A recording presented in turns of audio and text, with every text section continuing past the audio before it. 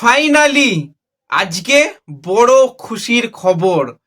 ভাই, এই কটা মাস মানে আমাদের মতন যারা ফুটবল পাগল, যারা খেলা পাগল, তাদের রাতের ঘুম ঠিকঠাক হয়নি। আজকে বিশ্বাস করো, খুব শান্তিতে ঘুমাবো। অন্তত আমি, আমার মতন অনেকে।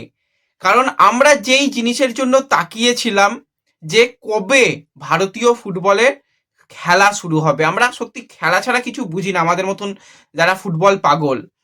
কালকে যখন বিশেষত টিরি তার অফিসিয়াল স্টেটমেন্ট এলো যে সে আর ইন্ডিয়াতে কন্টিনিউ করছে না, সে ইন্ডিয়া ছেড়ে বেরিয়ে যাচ্ছে, সোশ্যাল মিডিয়াতে আমি পোস্ট করলাম। তারপরও তো ব্যক্তিগত জীবনেও ভালো লাগা খারাপ লাগা থাকে। আমার নিজস্ব পার্সোনাল হোয়াটসঅ্যাপের স্ট্যাটাসেও সেটা লাগালাম। আমার হোয়াটসঅ্যাপ কন্ট্যাক্টে খুব বেশি মানুষ নেই, আমার পরিচিত কিছু বন্ধু বান্ধব কাজের সূত্রে যারা আছে তারাই। তো সেখানে অনেকেই খেলাটাকে ফলো করে না, কিন্তু যারা যারা সেই প্রথম থেকে খেলাটা দেখতো, এখন হয়তো অনেক চাপে খেলা দেখার ঠিকঠাক সময় পায় না, তারা অনেকে মেসেজ করেছে যে তিরি বেরিয়ে যাচ্ছে, কি বলছিস, বিশ্বাস হচ্ছে না, কেন কেন এরকম হচ্ছে। তারা পর্যন্ত খোঁজ খবর নিতে শুরু করেছে যে কি হচ্ছে। তার মানে ব্যাপারটা কোথায় গিয়ে দাঁড়িয়েছিল ভাবো, যে খেলা সেটা সম্পূর্ণরূপে বন্ধ। যেখানে কন্ট্রাক্টেড প্লেয়ার আদ্রিয়ান লুনা, নোয়া সাদুই এর মতন প্লেয়ার তারা দল থেকে বেরিয়ে গেল। টিডির মতন আইএসএল লেজেন্ড, তাকে আমরা 2014-15 সিজন থেকে দেখেছি, সে বেরিয়ে যাচ্ছে। একের পর এক প্লেয়ার বেরিয়ে যাচ্ছে, বিদেশি প্লেয়ার। ভারতীয় প্লেয়ারদের হাত পা বাঁধা, তাই তারা বেরোতে পারেনি। আর আমাদের প্লেয়ারদের সেই কোয়ালিটি নেই, তারা বিদেশে গিয়ে ভালো স্যালারি পাবে, ভালো কিছু পাবে, সেটা হবে না, সেই কারণে বেরোতে পারেনি। কিন্তু আমাদের প্লেয়াররা টাকা না পেয়ে, খেলতে না পেরে, কিছু কিছু প্লেয়ার জানলে অবাক হয়ে যাবে, তারা চাকরি জয়েন করেছে। মানে সকালবেলা বেরোনা, সেই রাত্রিবেলা বাড়ি ফেরা, সেই চাকরি তাদের জয়েন করতে হয়েছে। কেন? পরিবারকে চালাতে হবে, সংসারকে চালাতে হবে, মাসের শেষে ইএমআইটা ভরতে হবে, তা না হলে চলবে না, মান সম্মান নিয়ে বাঁচা যাবে না, কাজ করতে হবে। ফুটবলারদের তো পেশা খেলা, যদি খেলা না হয় কতদিন চলবে? একের পর এক প্লেয়ার বেরিয়ে যাচ্ছে, খেলা বন্ধ হয়ে যাচ্ছে। মানে সত্যি যেভাবে আমি অন্তত পার্সোনালি দিনগুলো কাটিয়েছি, অতিরিক্ত খারাপভাবে এদিক ওদিক নানান রকম খেলা দেখার চেষ্টা করেছি, প্রচুর নিজেকে আপগ্রেড করার চেষ্টা করেছি, খেলাধুলার খবর নেওয়া, দেখা, রিপোর্ট পড়া, ইত্যাদি ইত্যাদি। কিন্তু আলটিমেটলি দিনের শেষে শান্তিটা নেই। মানে হয়তো ভাববে যে বাড়িয়ে বাড়িয়ে অনেক ভাট বকছে।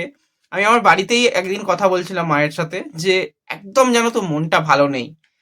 একটাই কারণ, খেলা নেই। খেলাটা এমন, আমার সঙ্গে অন্তত বা আমার মতন অনেকেই রিলেট করবে, যে খেলা থাকলে মনটা আলাদাই ভালো থাকে। আমরা তো পার্টিকুলার কোনো একটা দলকে সাপোর্ট করি, তাদের হারা জেতা, ভালো লাগা খারাপ লাগা, সেই নিয়ে আমাদের দিন চলে। সব মিলিয়ে ভালো নেই। টাকা পয়সা সবাই কম বেশি জীবনে ইনকাম করবে, কিন্তু মনের সুখ সেটা যদি না থাকে ভাই, কিছুই থাকে না। তো ফাইনালি আজকে সেই সুখের দিন, তার দিন গোনা শুরু। কারণ হ্যাঁ, শেষ পর্যন্ত আইএসএল, ইন্ডিয়ান সুপার লিগ, সেটা কিন্তু হতে চলেছে। আজকে বড় দিন ছিল, তোমাদের প্রথম থেকেই জানাচ্ছিলাম। তো আজকে ফাইনালি সমস্ত ক্লাবরা তারাও সম্মতি দেয়, এআইএফএফ এবং বিশেষত কেন্দ্রীয় ক্রীড়া মন্ত্রকের এই যে তৎপরতা, তারপরে কিন্তু সবকিছু সমাধান হলো। ধন্যবাদ প্রধানমন্ত্রীকে, ধন্যবাদ কেন্দ্রীয় ক্রীড়া মন্ত্রণালয়কে, ধন্যবাদ সকলকে, যে আরও একবার প্লেয়ারদের পায়ে বল ফিরিয়ে দেওয়ার জন্য। হ্যাঁ, দেরিতে হলো, অনেকটা সময় চলে গেল, কিন্তু খেলাটা হবে। খেলা হতে চলেছে ভ্যালেন্টাইন্স ডে, 14ই ফেব্রুয়ারি। 14ই ফেব্রুয়ারি 14টা দল নিয়ে আইএসএল শুরু হবে। ভাই, কে টাকা দেবে, কোথা থেকে টাকা আসবে, কি আসবে, ছেড়ে দাও, খেলাটা হবে। ফাইনালি আমরা খেলা দেখতে পাবো। দিনের শেষে আমরা কোনো দলকে সাপোর্ট করতে পারবো। ইস্টবেঙ্গল, মোহনবাগান, মোহামেডান মতন দল, কলকাতা বেসিক দল রয়েছে। এছাড়া নতুন দল হিসাবে আসছে ইন্টারকাশি, হাবাস দাদুকে দেখতে পাবো অনেক দিন বাদে। ইস্টবেঙ্গল মোহনবাগানের ডার্বির লড়াই দেখতে পাবো। কেরালা ব্লাস্টার্স বেঙ্গালুরুর সেই ঝামেলা দেখতে পাবো।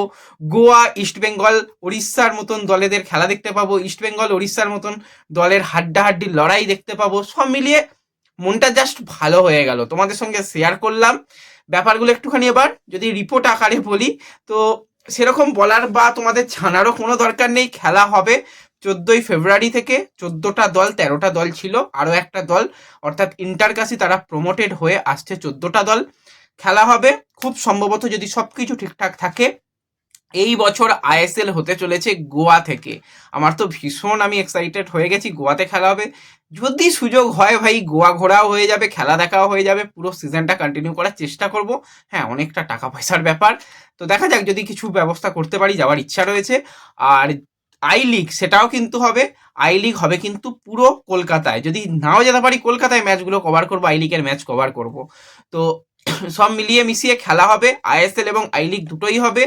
কেন্দ্রীয় ক্রীড়া মন্ত্রকের তরফ থেকে তারা বলেছে যে এই বছরটা কিন্তু আমরা আমাদের দিক থেকে তোমাদের প্রত্যেকটা দলকে সমানভাবে সাপোর্ট করব। কোথায় কি প্রবলেম তোমরা আমাদের জানাও, আমরা তোমাদের হেল্প করব। তো সেইভাবে প্রত্যেকটা দল সম্মতি। সবার আগে আমি ধন্যবাদ দেবো জামশেদপুর এফসিকে, যেই পরিস্থিতি আসুক জামশেদপুর খেলবে জানিয়ে দিয়েছিল।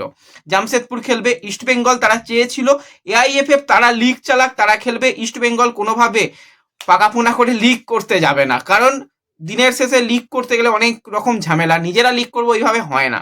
তো সবাইকে কিন্তু ওই একই ছাতার তলায় এবার আসতে হলো যে হ্যাঁ এআইএফএফ লিগ করবে, আমরা খেলবো, আমরা লিগ করব, এআইএফএফ দাঁড়িয়ে দাঁড়িয়ে দেখবে, এটা হয় না। তো সব মিলিয়ে মিশিয়ে যে প্রত্যেকটা দল সম্মতি দিয়েছে, এখনো কিছু দল একটু টাইম চেয়েছে, তারা খেলবে জানিয়েছে। যে টাকা পয়সার ব্যাপারটা তারা কতদিনে দিতে পারবে, বা যেটা 1 কোটি টাকা দিতে হবে, একটু সময় চেয়েছে চেন্নাইন এফসি, ওড়িশা এফসি আর একটা কোনো দল। বাদ বাকি সকালেই তোমাদের জানিয়ে দিয়েছিলাম পাঞ্জাব, দিল্লি, ইস্টবেঙ্গল, এরা সবাই সম্মতি দিয়েছে এবং সবাই আলটিমেটলি সম্মতি দিয়েছে খেলবে।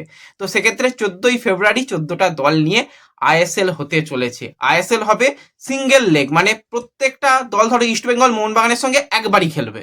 আগে আমরা কি দেখতাম, একটা হোম ম্যাচ ইস্টবেঙ্গল পেতো, একটা হোম ম্যাচ মোহনবাগান পেতো না, সেটা হবে না, একটাই ম্যাচ হবে প্রত্যেকটা দলের ক্ষেত্রেই সমানভাবে। মানে প্রত্যেকটা দল 13টা করে ম্যাচ খেলবেই, সিঙ্গেল লেগ হবে। এবার হোম অ্যান্ড অ্যাওয়ে ভিত্তিকে হবে, মানে ওই কিছু দলের সঙ্গে হোম ম্যাচ খেলবে, কিছু দলের সঙ্গে অ্যাওয়ে ম্যাচ খেলবে, যেরকমটা আইপিএল এর নিয়ম, যে এই দলের সঙ্গে হোম ম্যাচ খেললাম, ওই দলের সঙ্গে অ্যাওয়ে ম্যাচ খেললাম। যেই দলের হোম ম্যাচ থাকবে তাদের খরচ বহন করতে হবে, যেই দলের পরবর্তী সময় আবার হোম ম্যাচ থাকবে তাদের খরচ বহন করতে হবে, এইভাবে চলবে। আরও ডিটেল ফিক্সচার খুব তাড়াতাড়ি আসবে, আশা করছি 48 ঘন্টার মধ্যে এসে যাবে, এবং ইন্টারেস্টিং অনেক অনেক আপডেট আসবে, সেই জন্য আমরা অপেক্ষা করব। এবং এর সাথে সাথে আমরা যদি কথা বলি একটুখানি ইস্ট বেঙ্গলকে নিয়ে, তো ইস্ট বেঙ্গলকে নিয়ে তোমাদের জানিয়েছিলাম কেভিন সিবিলে তার কাছে স্প্যানিশ ক্লাবের অফার রয়েছে, এটা ঠিক একদম কারেক্ট। কিন্তু এই যে এজেন্টের একটা চাপ রয়েছে, তাকে অন্য জায়গায় খেলানো, তার স্যালারি হাই করা, তার কন্ট্রাক্টটা আরো বড় করা, এটা একটা চাল। তো যাই হোক, সেই চালই হয়তো শেষ পর্যন্ত হবে। এবং যেহেতু লিগ হবে, শুধুমাত্র যে এই শর্ট টার্ম এই বছরের লিগ না, দীর্ঘমেয়াদীতেও অনেক কিছু পরিকল্পনা রয়েছে, সেই নিয়ে ডিটেল ভিডিও পরে আসবে।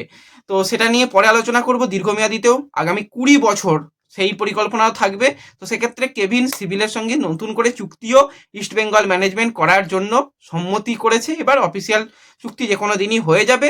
এবং সবথেকে খুশির ব্যাপার, কেভিন সিভিলে আজ থেকেই ইস্ট বেঙ্গল অনুশীলনে যোগদান করেছে। 4 বিদেশি এসে গেল, আরও এক বিদেশি প্লেয়ার মিগুয়েল, সেও খুব তাড়াতাড়ি আসছে। এবং অস্কার আজকে যেই ব্যাপারটা জানিয়েছে, শুধুমাত্র হামিদ নয়, আরও বিদেশি পরিবর্তনের চিন্তা ভাবনা করছি, সামনের দিকে বিদেশি পরিবর্তন হবে। তাহলে হিরোশি বুসুকিকে ছেড়ে দেবে, নাকি সল ক্রেসপোকে ছেড়ে দেবে, নাকি কি হবে, সেই দিকেও আমাদের নজর থাকবে। সেই নিয়েও ইন্টারেস্টিং আপডেট কিন্তু খুব তাড়াতাড়ি আসতে চলেছে। তো সব মিলিয়ে মিশিয়ে তোমরা কতটা খুশি হয়েছো আমাকে কমেন্টে জানিও। আর ভিডিও ভালো লাগলে লাইক শেয়ার করে দিও। মনের কথাই ফিলিংসগুলো তোমাদের সঙ্গে শেয়ার করলাম, হয়তো কোনো জায়গায় একটু বেশি বলা হয়ে গেছে, পারলে ক্ষমা করে দিও। দেখা হবে খুব তাড়াতাড়ি, চলো টাটা।